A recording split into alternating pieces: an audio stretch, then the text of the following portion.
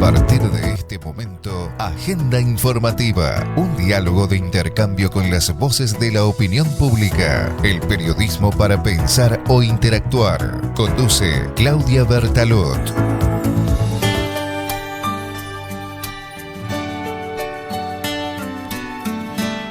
Cuando son las 14 horas 8 minutos, así de esta manera damos comienzo a este programa titulado Agenda Informativa en este día viernes 17 de enero del año 2020. Y bueno, como ya lo hemos anunciado en las redes sociales en el día de ayer, tenemos la presencia y la visita hoy del presidente del PIT-CNT, Fernando Pereira, que está visitando nuestra ciudad con motivos culturales, visitando por allí el movimiento de Jazz a la Calle, y lo tenemos por primera vez en nuestros estudios, así que ya le damos la bienvenida y las muy buenas tardes al presidente del PIT-CNT, Fernando Pereira. Buenas tardes, es un placer, gracias por la invitación. Bueno, bienvenido, y como le decimos a los demás invitados, siempre esta es una primera instancia, nos gustaría poderlo tener en alguna otra oportunidad. Claro que sí, con mucho gusto. Bien, comenzando un poco con cómo usted anda aquí en la ciudad, bueno, disfrutando un poco de lo que es el movimiento Jazz a la Calle, y usted casi siempre está allí pendiente de los diferentes eventos, ya sea jazz, tal vez carnaval, cine, teatro.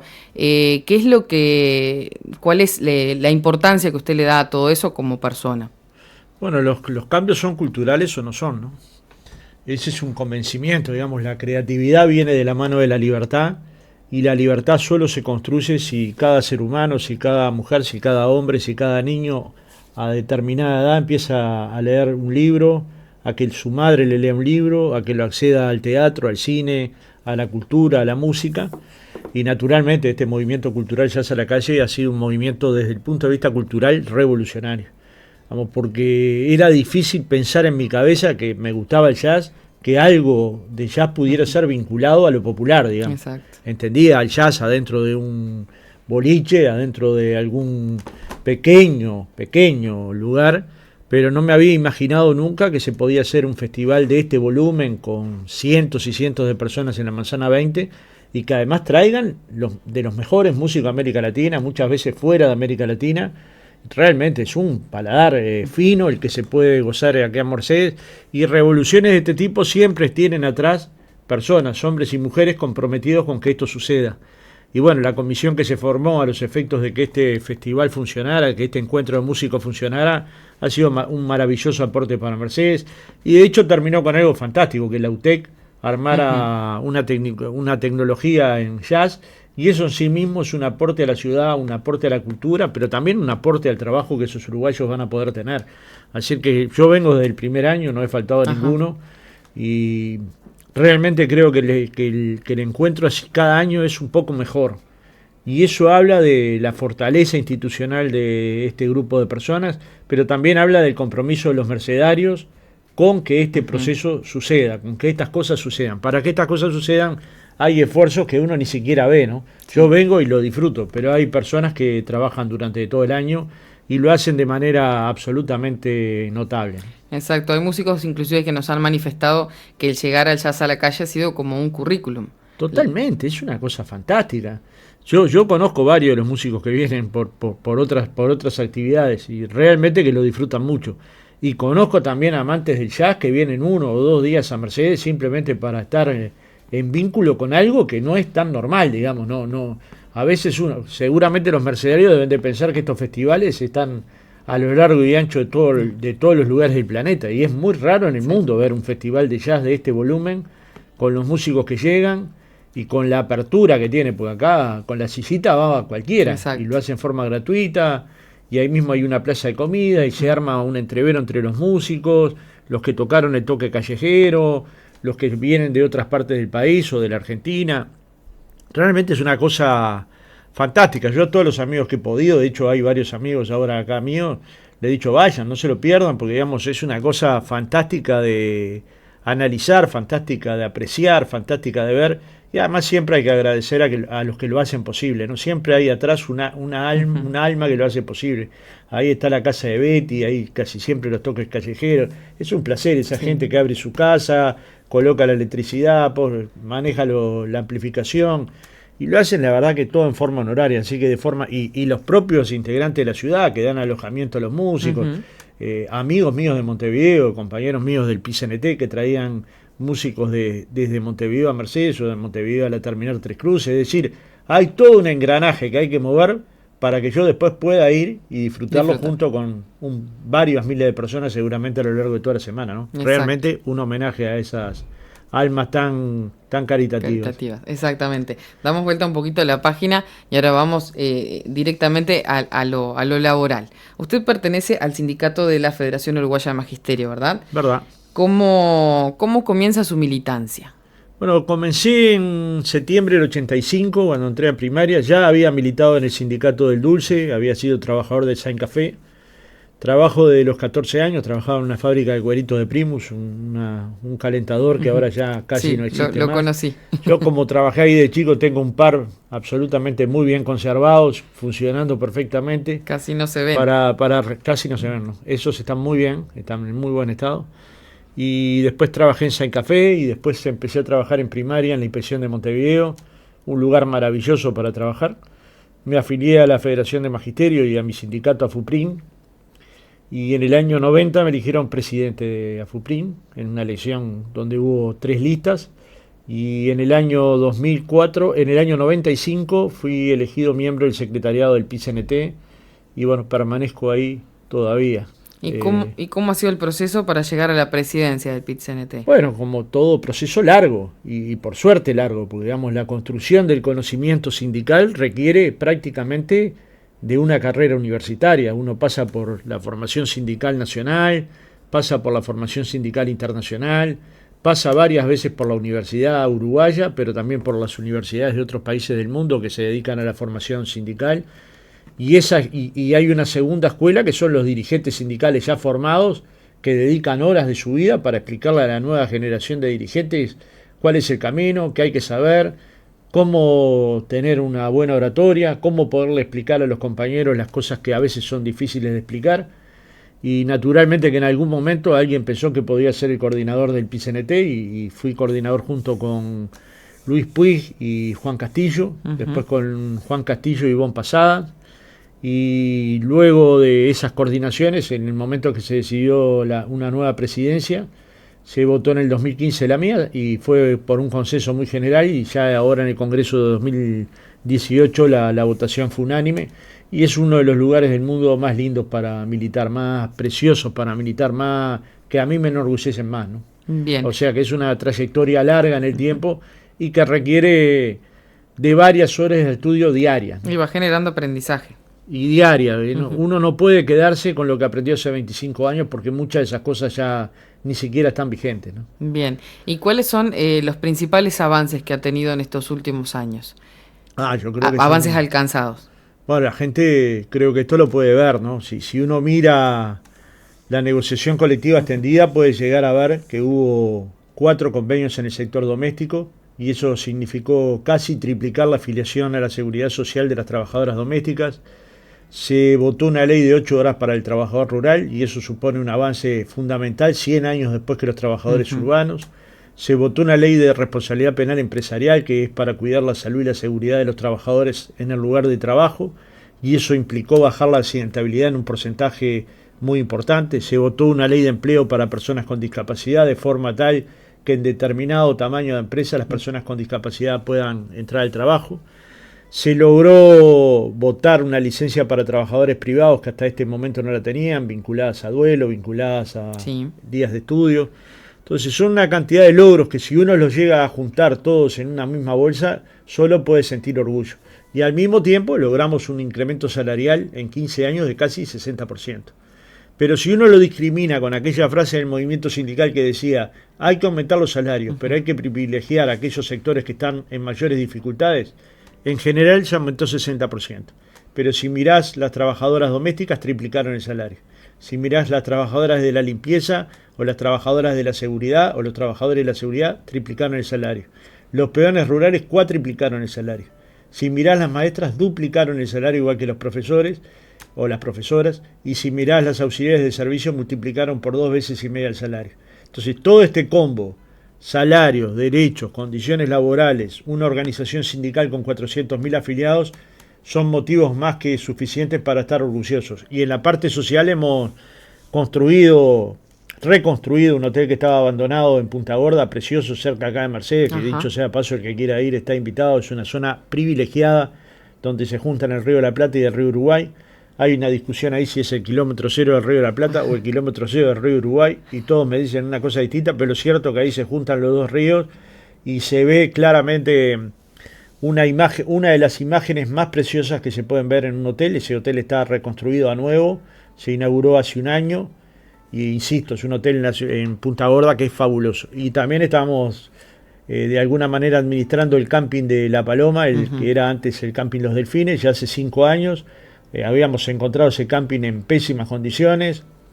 Ahí hicimos las instalaciones nuevas, les hicimos los techos nuevos, los baños nuevos a las cabañas, parquizamos, hicimos parrilleros nuevos, y por suerte la gente nos ha acompañado, y eso ha posibilitado que todo lo que se ha recaudado en el camping, absolutamente todo, se ha volcado en obras. Y bueno, por suerte nos sentimos orgullosos de haber podido administrar de esta manera colectivamente una organización de este volumen, ¿no? No hay que olvidar que después los sindicatos tienen 50 hogares de alojamientos para hijos de trabajadores del interior, tienen distintos camping y colonias de vacaciones para los trabajadores y los hijos de los trabajadores. A la piscina de AEU van los niños de las escuelas de contexto crítico de Montevideo en forma gratuita. A los campings de los sindicatos van las escuelas de contexto crítico también en forma gratuita durante los meses del invierno. Y esa es la salida recreativa y muchas veces la posibilidad que tienen esos niños de conocer el mar. Entonces, cuando uno mira las múltiples caras del movimiento sindical, yo creo que solo puede sentir orgullo. Bien, ¿y queda algo más de algún proyecto que haya quedado pendiente de aprobar? Siempre van a quedar. Siempre que haya sueños y esperanzas hay algo por concretar. No hay vidas que no tengan un paso después. No hay una vida sin un mañana. No hay por qué tener una vida si no pensás en un mañana mejor. Todavía en el Uruguay hay aproximadamente 17.2% de los niños que nacen por debajo de la línea de la pobreza. Es decir, 2 de cada 10.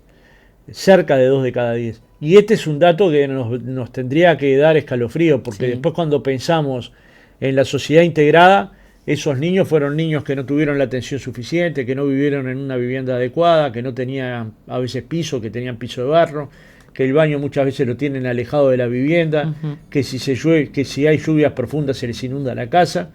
Y esos niños pretendemos que tengan igualdad de oportunidades con nuestros niños, que les leemos un cuento cuando se acuerden, que la casa no se les llueve, que tienen el baño adentro, que los llevamos a la escuela, que contribuimos a que hagan los deberes, que tratamos de estimularlos a que aprendan natación, a que vayan al teatro, a que vayan al cine, a que de alguna manera acceden al mundo cultural, y obviamente no lo van a tener.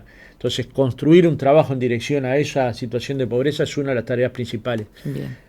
La más importante para el movimiento sindical es el trabajo. Se perdieron 55.000 puestos de trabajo en los últimos 4 años. Básicamente están ubicados en la construcción, en el sector de comercio, tanto minorista como mayorista. ¿Por qué cree que se sector rural hay muchos factores, ¿no? Un factor claro es que hay una situación regional muy deteriorada, ¿no? Digamos, la situación de Argentina es deplorable desde el punto de vista económico y financiero. Ya hemos visto las medidas restrictivas que ha tomado el nuevo presidente Fernández para que el turismo no llegue al Uruguay. Tenemos a Brasil en manos de un presidente algo complicado, por no decir con tintes poco democráticos. Y en esa zona, en esta región del mundo, Uruguay se tiene que mover en la democracia más plena de América Latina, intentando conservarla, pero al mismo tiempo sabiendo que tanto Brasil como Argentina son lugares donde los productos de mayor valor agregado entran. De forma tal que hay que pensar con el gobierno electo y también con los empresarios cuáles serían los nichos para la construcción de puestos de trabajo. Algunas pistas, por supuesto que hay. Si uno mira la industria del software, por ejemplo, se calcula que en los próximos 5 años va a haber 12.000 nuevos puestos de trabajo. Si uno piensa UPM, va a haber 6.000 puestos de trabajo en la parte de la construcción y unos 10.000 después de la obra.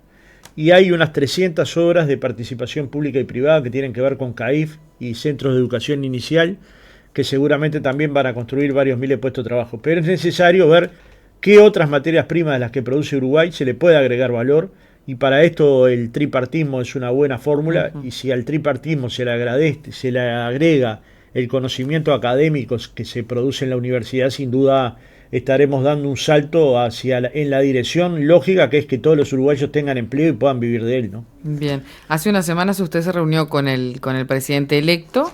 ¿Qué le dejó esa reunión? Bueno, lo primero es que no nos conocimos ahí, ¿no? Yo creo Sí. que a la calle lo conozco hace bastante, más de una década. Y a su equipo de gobierno, digamos, a Delgado hace como 20 años, a Aristi como 20 años, a Mieres más de 30. Es decir, yo entiendo que la gente, la percepción ideológica que yo tengo y la percepción ideológica que ellos tienen, pensarán que esta vez es o una de las primeras veces, pero realmente nos hemos visto muchas veces. Hemos conversado antes de esta elección y antes de la anterior. Hemos conversado en otra infinidad de ocasiones con los miembros del gobierno. Y me dejó la idea de que hay una ruta de diálogo. ¿Eso quiere decir de acuerdo o no? Pero el presidente está dispuesto a hablar, el presidente electo, Sí. la calle Pou, está dispuesto a hablar con el presidente del PCNT cada vez que el presidente del PCNT lo decida. Es Bien. obvio que ese teléfono no se puede usar de cualquier manera, ni se puede usar todo el tiempo, ni es para todos los temas. Pero al mismo tiempo quedó abierto el teléfono de Álvaro Delgado, eso que le llamamos el teléfono rojo, para que ante cualquier inconveniente se pueda comunicar con la presidencia.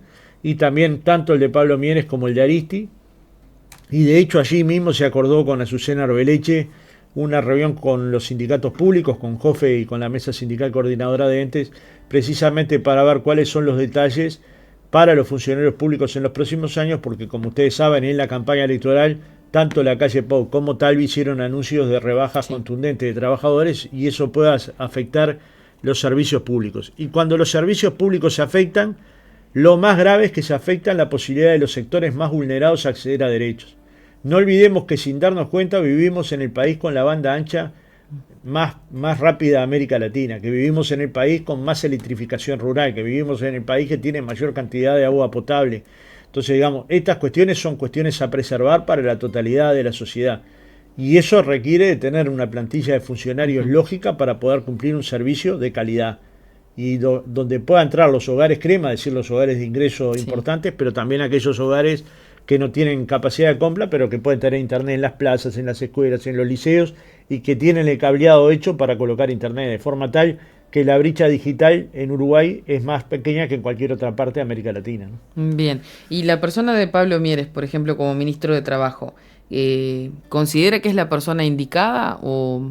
Digo, ya que hace un tiempo que lo conoce también, me imagino que... Sí, en conozco reuniones... los valores de Pablo.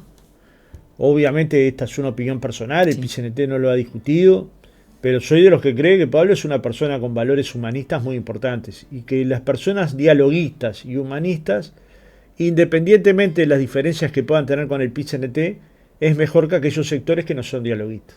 Es decir, hay sectores del gobierno que tienen menos capacidad de diálogo. Mieres es un hombre de diálogo, lo ha sido a través de toda su vida. Integró en un momento el Partido Demócrata Cristiano cuando yo era adherente a la lista de Hugo Batalla, a la lista 99, y había mucho contacto con el PDC, de forma tal que lo conozco desde esa época, tal vez año 83 o 84.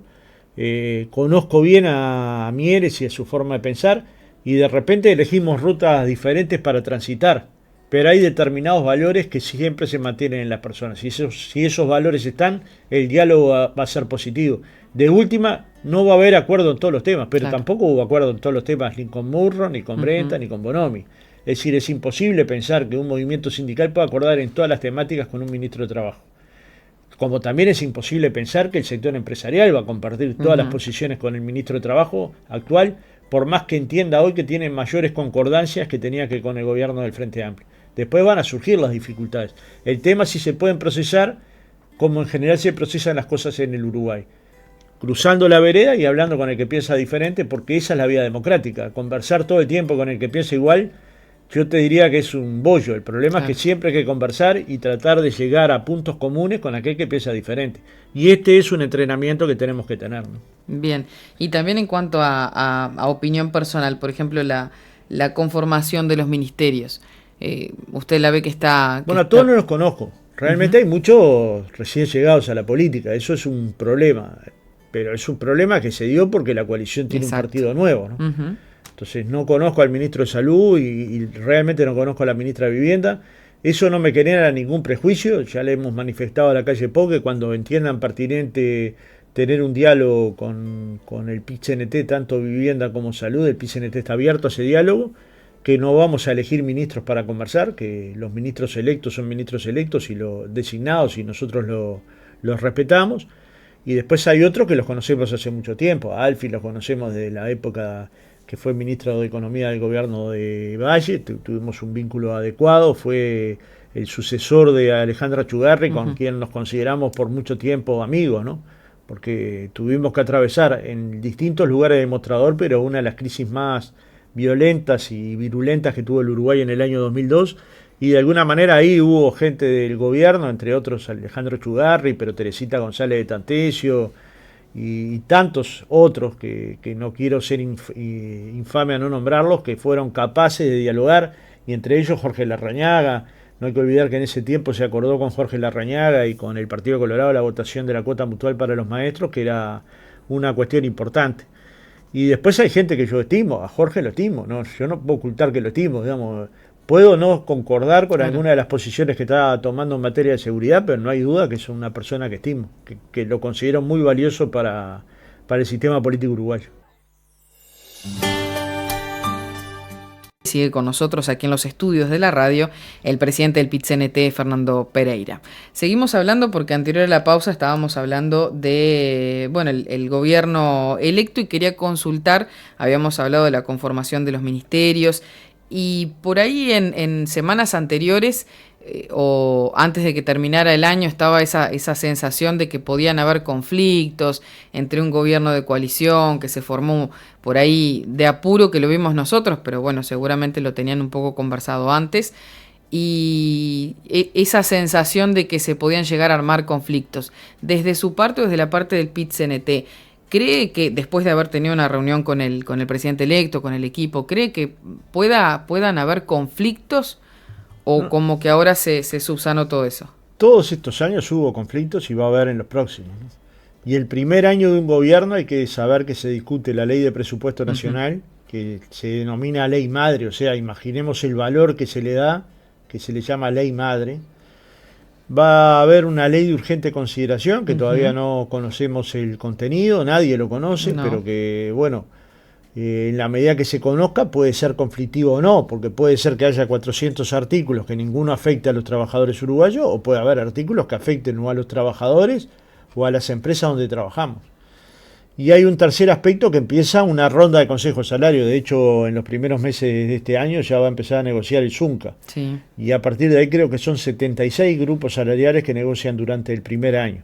Entonces, pensar que en un año que hay una ronda salarial de todo lo público y 76 grupos de los privados, que es más o menos la mitad, no va a haber conflictividad, sería absurdo. Lo que no se puede pensar es que va a haber una explosión de conflictividad, o por lo menos hoy. Pero no depende solo del movimiento sindical, porque supongamos que el gobierno anuncia que van a cesar 8.000 trabajadores públicos. Ya no va a depender de nosotros el conflicto. Claro. O si el gobierno anuncia que va a haber rebajas salariales importantes, o si el gobierno anuncia en la ley de urgente consideración cosas que pueden afectar a la educación o a la salud o a cualquier rama, porque no sabemos el contenido. Naturalmente que el conflicto no depende solo del movimiento obrero, pero también es verdad que estas decisiones hay que tomarlas atinadamente, con mucho cuidado, pensando en cada momento cuál es la medida más oportuna y sobre todo destinando el tiempo a que la gente nos comprenda, ¿no? Porque si la sociedad no comprende las acciones sindicales, no perdemos por falta de convicción de la dirección, perdemos porque la gente no nos entendió. Claro. Y a veces hay que dedicar más tiempo que el que dedicamos a que la gente nos comprenda.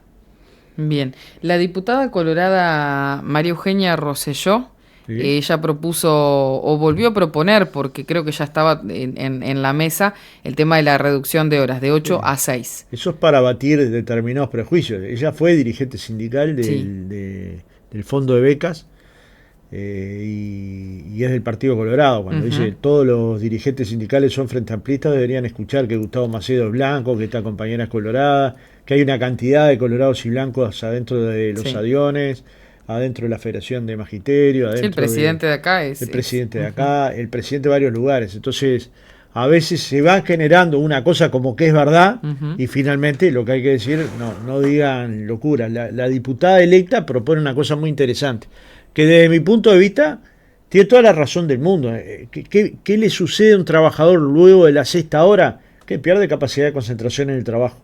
Esto no es un estudio que se ha hecho en Uruguay, se ha hecho en los países primermundistas y están viendo la fórmula de regular la cantidad de horas de trabajo para que sean más productivas, pero al mismo tiempo para que las personas puedan cuidar a sus hijos en armonía, puedan construir una vida cultural profunda, puedan construir una sociedad más integrada, dediquen tiempo a la cultura, a la recreación, al deporte, es decir, en cierta medida la ética mínima, buscar la felicidad, ¿no? Claro. Esta cosa tan elemental que es que todos los días tengamos un rato en el que las personas se sientan felices. En ese plano el planteo de la diputada es adecuadísimo. Yo creo que el problema que tiene es que no se debería poder resolver por ley. ¿Por qué?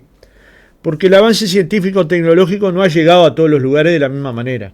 Hay sectores de actividad donde efectivamente con una menor cantidad de carga horaria se puede producir lo mismo o más, y hay otros sectores que todavía están con métodos y mecanismos y modelos de producción y organización del trabajo todavía muy anterior en el tiempo a la revolución tecnológica. De forma que en esos espacios es muy difícil que haya 8 horas. También es muy difícil pensar que en el agro se haya pasado en el 2000 y tanto a 8 horas e inmediatamente se pase a 6. Esto generaría una situación de, no digo de conflicto, pues eso no me preocupa, una sensación de tensión que no sería fácil de resolver en esta etapa. Y al mismo tiempo hay otros sectores de actividad que no serían posibles de administrar con jornadas de 6 horas.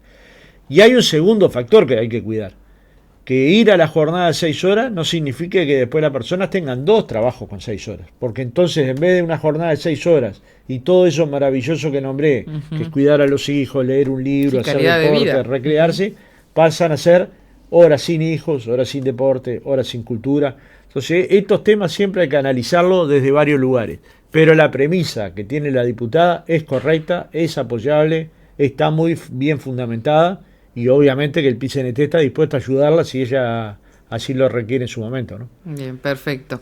Y el tema de la cuota paritaria dentro del PIT-CNT, ¿se ha estado trabajando y tal vez ahora en este último tiempo se ha visto un poco más el avance en ese sentido, que las mujeres ingresan un poco más en este último tiempo? Es tal cual. Nosotros veníamos de un secretariado de 14 varones, y pasamos a un secretariado de 8 varones y 6 mujeres, y ahora hay 7 varones y 7 mujeres.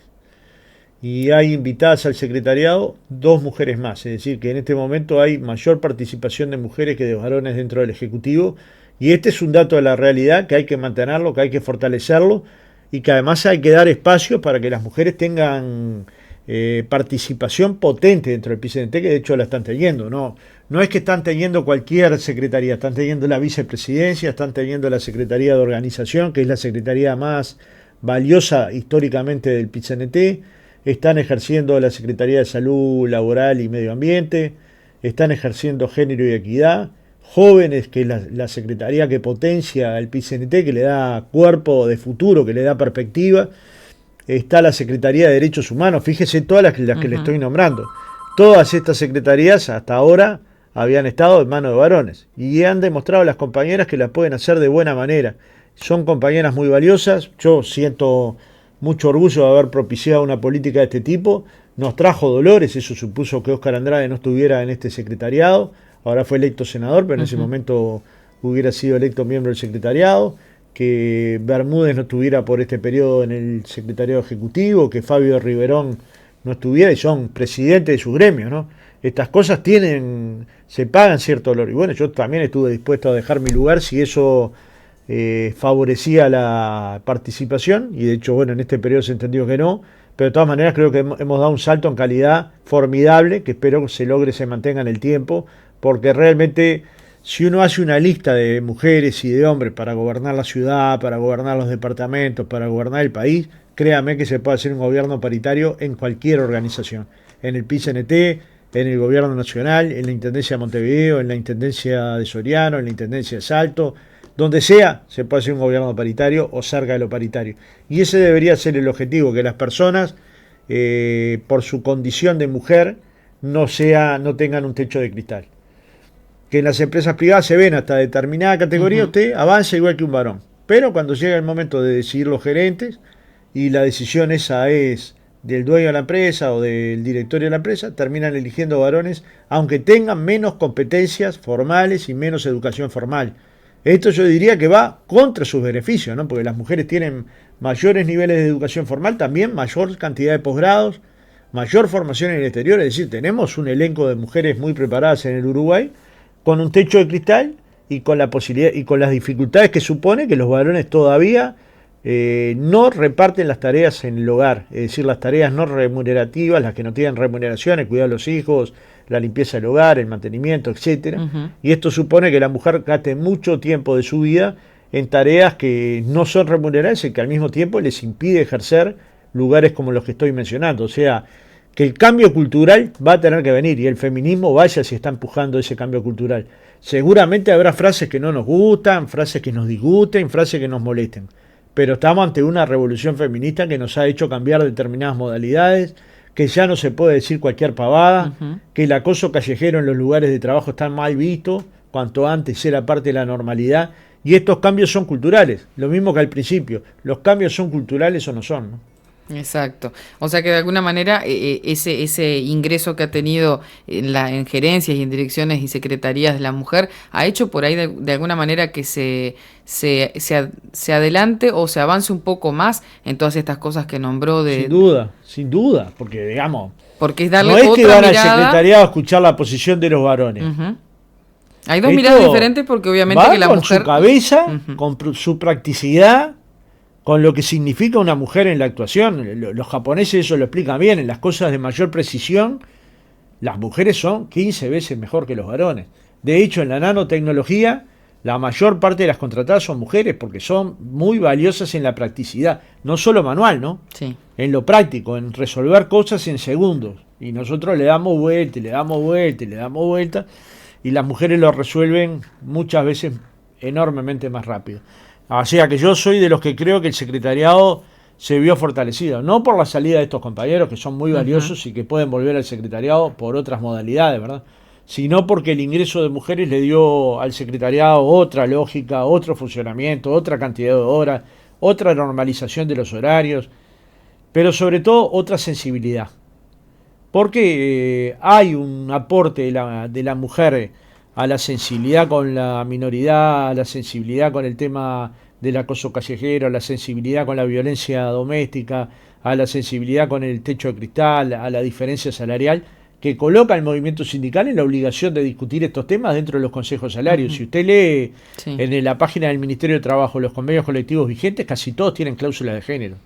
Y esto antes era impensable. Y en casi todas las ramas de actividad participó una mujer de la negociación colectiva.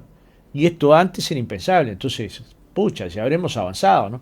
Yo por eso te digo, cuando vos me decís, se avanzó muchísimo. El problema es si logramos mantener, el llegar es difícil, pero después mantenerse también es difícil. Ahora hay que seguir dando pasos para avanzar en esta dirección, de que haya una dirección democrática, porque no se trata acá, como muchas veces se discute, de cuotificar una minoría. No, acá hay mitad de hombres y mitad de mujeres.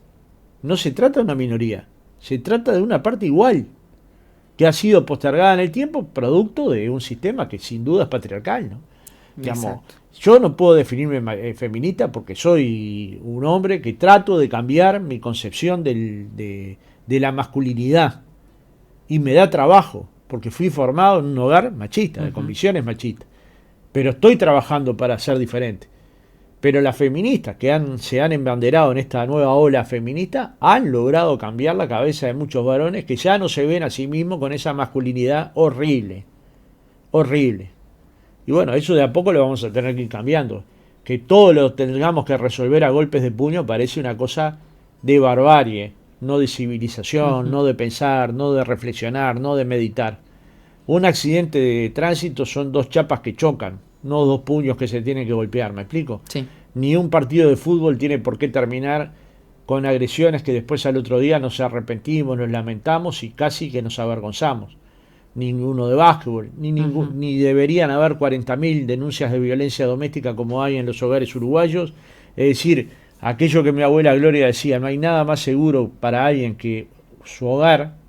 Resulta que para 40.000 mujeres el lugar menos seguro fue el hogar. Entonces estas cosas nos tienen que invitar a meditar, a pensar, a reflexionar y a actuar. que hayan matado a un policía para robarle el arma de 29 años con un hijo de 5 años, solo me puede partir el alma. Yo ayer escribí una notita en Facebook diciendo, bueno, cuando matan a un trabajador por el solo hecho de ir a trabajar, me tiene que partir el alma, pero a mí y a todos los uruguayos. Y tenemos que ver cuál es la salida, solidarizarnos con los sindicatos policiales, solidarizarnos con la policía y sobre todo construir bases morales que permitan que estas cosas no sucedan, porque el bien supremo a preservar de último siempre es la vida. Eso es lo que hay que preservar, la vida. Y bueno, estas cosas nos pasan y sufrimos. No lamentamos otro hecho porque la bala le zumbó el cuello a la trabajadora que estuvo unas horas internada en el hospital policial. Y resulta que es para robarle el arma, el reglamento, el chaleco y algún otro material. Vamos, estamos llegando a un límite que nos tenemos que pensar como sociedad. Con esa violencia instalada, algunas de las que comenté, ¿no? Es difícil construir una sociedad integrada, ¿no? Porque digamos, naturalmente que hay que trabajar sobre los sectores que están siendo vulnerados para que estas cuestiones, yo sé que estas cosas no suenan bien a la sociedad, pero yo me veo en la obligación de decir, si hay 11.000 presos y no trabajamos en recuperarlos, cuando salgan, ¿a dónde van a ir? Si cuando salen y piden trabajo nadie les da trabajo porque tienen antecedentes, ¿dónde van a ir?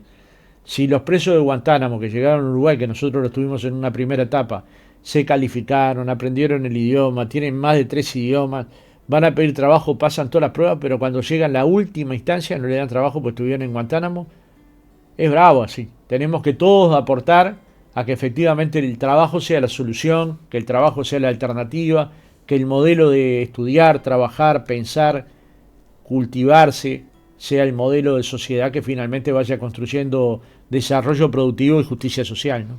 Exactamente, ayer conversábamos justamente con el director acá del INR, Eduardo Domínguez, y nos hablaba justamente de eso, el estudiar, el prepararse y demás, y bueno, y de que la sociedad pueda incluir de alguna manera a aquellas personas yo lo voy que a llamar un poco... no puedo esta semana porque he estado todo el tiempo, creo yo que voy a quedarme sin familia porque he estado todo el tiempo dando entrevistas, pero la semana que viene lo voy a llamar porque estamos con un proyecto que es que el PICNT le done a los centros de reclusión una biblioteca que tiene una cantidad de ejemplares importantes. De hecho ya se hizo en Punta de Rieles.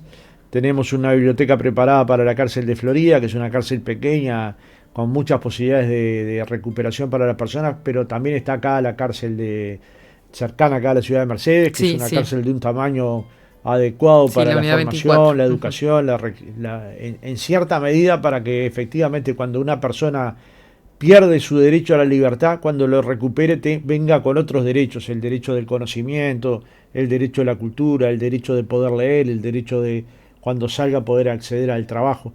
Y esto todos nos tenemos que comprometer un poco más, así que la próxima vez que venga sin duda me voy a comunicar con él precisamente para aportar esto que de alguna manera se junta con el aporte de trabajadores uruguayos. Por supuesto.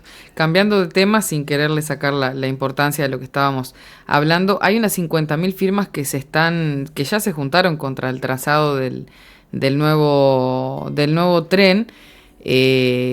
Bueno, todo esto con Eduardo Lust, que es el diputado electo por Cabildo Abierto, es el que está impulsando todo este sistema. ¿Qué opinión merece? Yo no sé con eso. La verdad que a mí siempre tuve mis diferencias con el trazado de la ruta actual del tren. De hecho, Mariano Arana, con quien convivo con una gran amistad de años, no sé cuántos años, pero tantos años como 30, visitó al PICNT, habló conmigo y con Óscar Andrade en su momento para plantearnos que el recorrido de la vía tal cual estaba podía complicar la vida de varias pequeñas ciudades del interior del país y también de la bahía de Montevideo. Tenía bastante preocupación con la deformación que ha tenido la bahía de Montevideo por los ensanchamientos en el puerto, por distintas acciones, y naturalmente que pueda haber un interés legítimo de los pobladores de un lugar de que el tren no le pase por el costado de la casa. Ahora, ¿cómo se resuelve eso?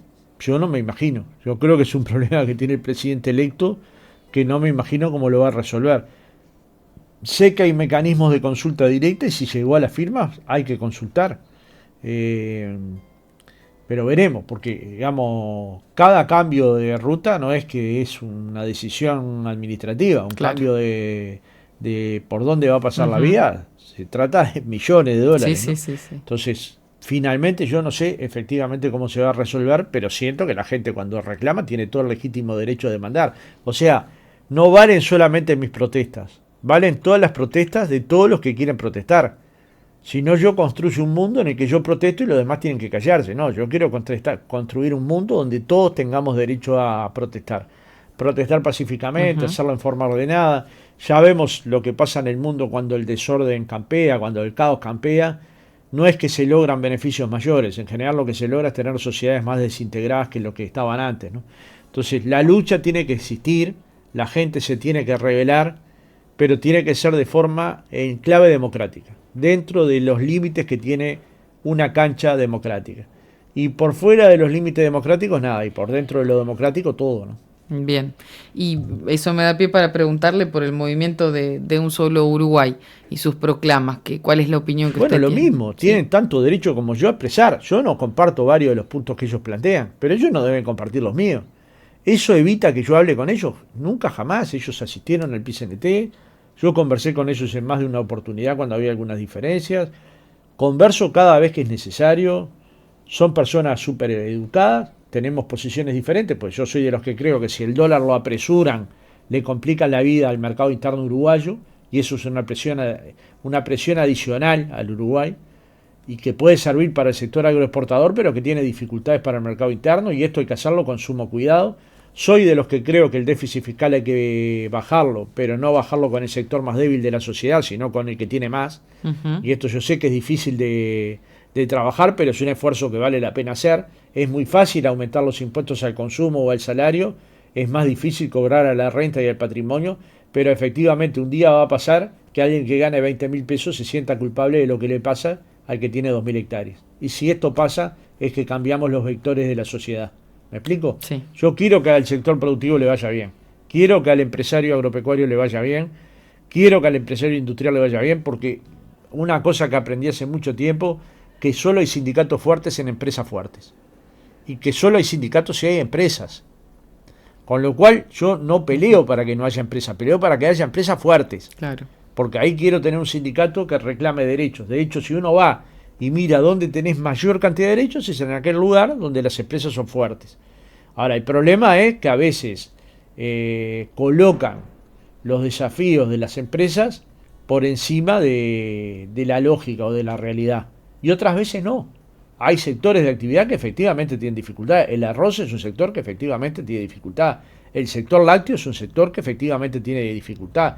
Y hay que tener políticas que permitan que esos sectores queden vitales para que cuando el sector se recupere, genere los puestos de trabajo que ha generado a lo largo de todo este tiempo. Entonces, vamos, hay que mirar las cosas con sumo Ujú. cuidado, con rigurosidad. Nosotros, por suerte, en el PCNT tenemos el Instituto Cuesta Duarte, que es un equipo que funciona en el área económica, en el área laboral, en el área de la salud laboral, en el área del estudio de las nuevas tecnologías, en el área de la industria. Entonces, hay una cantidad de conocimientos que se van construyendo que permitan en cada departamento saber cuáles son las dificultades que tenemos. Y este es un estudio que de repente no es muy publicitado, pero para cualquier dirigente sindical nacional, saber qué pasa en Soriano en materia de empleo, saber qué pasa en Soriano, dónde están los trabajadores de Soriano, cuáles son las dificultades que tiene, a la hora de analizar la problemática nacional, es un dato relevante, tanto en materia de trabajo como en materia de salarial, ¿no? Por ejemplo, el otro día le decíamos a la calle Pau que cuando ellos plantean la regionalización del salario, Ujú. como si los salarios del interior fueran más caros que los salarios de Montevideo, obvian un dato: el ingreso promedio de hogares es 64.000 pesos aproximadamente. En un hogar en Montevideo tiene 72 y un hogar en el interior 52. ¿Se puede pensar que una brecha tiene que ser mayor a 20.000 pesos en un hogar de Montevideo que del interior? Porque puede haber un fundamento que hay gastos menores en el interior en términos de transporte y Ujú. algunos otros. Pero también para que un hijo de un trabajador del interior, hasta que se abrió la UTEC acá, tenía que ir a Montevideo, mandar la encomienda. Digamos, nosotros tenemos 2 hogares estudiantiles que alojan 50 hijos de trabajadores de la educación todos los años. Si habremos visto pasar en estos últimos 25 años muchachos por allí con enorme esfuerzo de los padres, enorme esfuerzo del muchacho para culminar su carrera. Y hoy son médicos, son veterinarios, son ingenieros, son maestros, son profesores. Pero naturalmente que ese esfuerzo el trabajador del interior lo hace, pero sin embargo gana 20.000 pesos más. Claro. ¿Es lógico abrir esa brecha un poco más? Para mí no. En todo caso, si hay empresa del interior que tiene dificultad, analizar esa empresa en particular, no la totalidad de las empresas como si todas fueran de un mismo problema. Como si tener una empresa en Mercedes, todas tuvieran problemas de rentabilidad en relación a las empresas de Montevideo, porque no es cierto además. Entonces, de alguna manera, pensar que Tata tiene que pagar un salario diferente en Tata Mercedes que en Tata de Rodó, donde yo vivo, es ilógico. Si yo voy al Tata acá y tiene más gente que el que tiene de Rodó. Entonces, ¿me explico? Sí. Para algunos lugares será una política adecuada, para otros es un desastre, pero la calle lo entendió, lo comprendió, y yo pienso que eso lo ha hecho reflexionar en torno a que, en todo caso, las flexibilizaciones a los consejos de salario se hagan rama por rama y estudiando especificidades, no al barrer, no sectorialmente, no por tamaño de empresa. Y un último factor que me gustaría mencionar es que se habla como si nosotros considerábamos de la misma manera a un pequeño almacén que a un mini mercado y que a un supermercado. Y los tres laudan diferente. No cobra lo mismo un trabajador de un almacén que un trabajador de un mini mercado que un trabajador de un gran supermercado. Y además el de supermercado muchas veces está sobrevaluado. O sea, la diferencia no es menor, es una diferencia importante, porque somos claros que un almacén no tiene tanta rentabilidad como tiene un supermercado. Pero eso lo valoramos, lo entendemos y lo aplicamos. Entonces, bueno, a partir de estas lógicas creo que es posible trabajar en el diálogo, ¿no? Bien, y a modo de cierre, una pequeña reflexión hablando directamente del Frente Amplio. ¿Por qué cree usted a nivel personal que el Frente pierde las elecciones? Bueno, 15 años desgastan, ¿no? Acá o en cualquier parte del mundo. Y además, yo creo que fue más fuerte el relato del cambio que construyó la calle Pou que el relato que construyó el Frente Amplio para permanecer. Las diferencias son mínimas, ¿no? De hecho, nadie sabía 2 horas después de la elección si había ganado la calle Pou o Daniel Martínez, ¿no? Incluso algunas encuestadoras daban empatando. Sí. Ahora, no obstante eso, es obvio que el relato del cambio tuvo 33.000 personas más que el relato de la permanencia. Y esto supone hacerse una autocrítica, porque si uno mira a Uruguay, o una crítica, si uno mira Uruguay, tiene buenos valores, buenos índices en ingreso per cápita, PBI per cápita. Tiene buenos niveles de inversión social. Está bien ubicado en el mundo como democracia plena. Tiene niveles más que aceptables de salud. Yo te diría que los mejores niveles de salud de América Latina. Ha generado una construcción del índice Gini, es decir, de mejora de distribución del ingreso, muy superior a la que había hace algunos años. Yo parto de la base de que con esos datos un gobierno no debería perder. Si perdió, es que el relato que construyó la calle Pou fue un relato que la gente comprendió mejor que el que construyó el Frente Amplio. Y en cierta medida también hay que reconocer que casi la calle Pou no cometió errores en campaña. En todo caso, otros cometieron errores. Puede haber sido el caso Moreira, puede haber algún caso de Cabildo Abierto, algún video de Manini, pero ningún error es directamente vinculado a la calle, a decisiones de la calle o a palabras de la calle o ahora. Y eso es muy difícil que suceda en una campaña. De hecho, en la otra campaña había tenido un conjunto de errores. Y el padre, que es un viejo lobo de mar, utilizó aquella vieja frase de la motosierra que le significó, digamos, un costo, me parece a mí, altísimo, ¿no? Miraba a la distancia, me parece alto. Ahora, ¿qué va a pasar ahora? Y cada cual tiene que reacomodarse en el lugar que no estaba anteriormente, ¿no? El Frente Amplio va a pasar a ser oposición, los partidos de la oposición todos juntos van a tener que gobernar. Ya como han visto hoy en algunos titulares de los diarios, hay algunos reclamos del Partido Colorado, del Partido Nacional por la Intendencia de Salto, y todas estas cosas van generando pequeños resquemores. Parto de la base de que la calle Pou va a intentar gobernar adecuadamente, pero no sé si es tan sencillo gobernar en una coalición de 5 partidos. Entonces, todo está para verse. Ahora, hay una cosa que es cierta. En el Uruguay es uno de los países del mundo, pocos países del mundo, que estamos seguros, bueno, hoy cumpleaños Tabaré Vázquez, que estamos seguros que el presidente Tabaré Vázquez el 1 de marzo le va a entregar la banda presidencial a la calle Pou y le va a dar un abrazo. Por supuesto. En otras partes del mundo no sabemos si se va a entregar la banda, no sabemos si el que va a entregar la banda la va a saludar al que la va a recibir.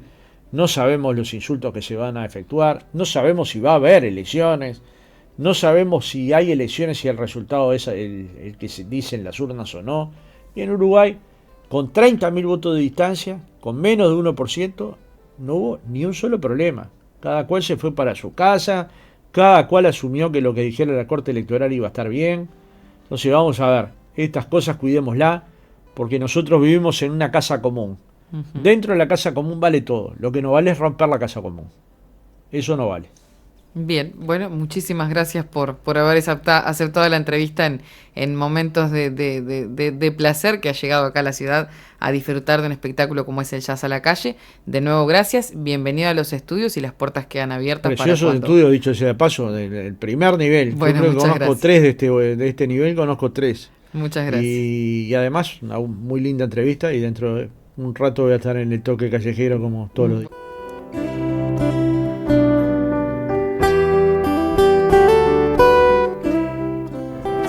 Hasta aquí, Agenda Informativa, un diálogo de intercambio con las voces de la opinión pública, el periodismo libre para pensar o interactuar. Conduce Claudia Bertalot.